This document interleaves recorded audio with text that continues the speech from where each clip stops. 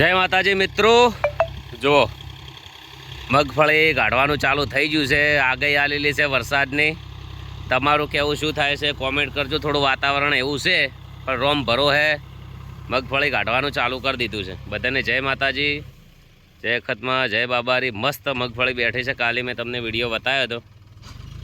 કદાચ ખેડૂત હોય તો વાવેતરના ટાઈમે થોડા મળતા રહેજો, હું તમને દવા આપીશ બહુ સરસ મજાની, ફૂલ ગેરંટીવાળી। અને મગફળી તમે જોઈ શકો છો જેવી બેઠી છે એ તમને બતાવીશ। જો લાઈમાં જે વગર ખંચે ને વગર પેલે બતાવું ડાયરેક્ટ મગફળી। શરવણજી જો પોતે મથી રહ્યા છે।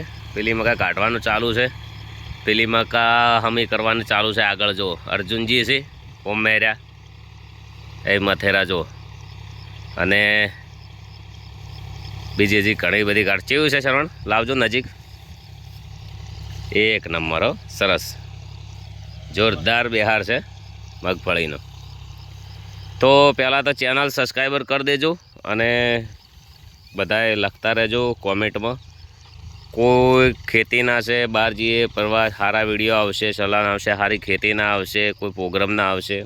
તમને ખબર જ છે કે આપણે કોઈ ખરાબ વિડીયો આવતા નહીં। બધાને જય માતાજી, જય અખતમાં। ચાલો વિશાલનો ફોન આવ્યો છે।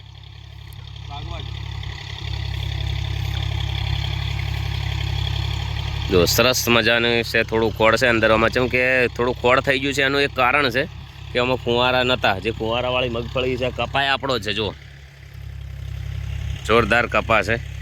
મેં તમને પહેલાં બતાવ્યો હતો ને એ જ કપા છે। અરે વરસાદના લીધે કપા બધાને થોડા બગડ્યા હતા, એટલે અમારે નહીં બગડ્યા એવું નહીં, પણ 10-20% તો અમારે બગડ્યા છે।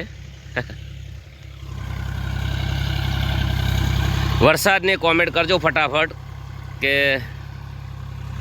જય માતાજી આવશે કે બગાડ કરશે કે નહીં કરે। દુઆ કરીએ કે અમારું તો ઠીક છે પણ ઘણા બધા ખેડૂતોને તકલીફ પડશે, એટલે હવે વરસાદની જરૂર નથી। અને માતાજીના ગરબા ચાલુ થઈ ગયા છે નોરતા, એટલે વરસાદની હાલ જરૂર નથી।